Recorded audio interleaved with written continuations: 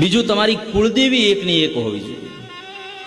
આજકાલ આ ક્રેઝ બહુ વધ્યો છે કે બધા આને માને છે એટલે અમે એની પાછળ દોડીએ, પણ તમારી કુળદેવી જે છે, તમારા વંશ પરંપરાઓમાં આવેલી છે, તમારા વડવાઓની પૂજિત છે, અને જે કુળદેવી આપી શકે, શાસ્ત્ર કહે બીજે ક્યાંય ના મળી શકે।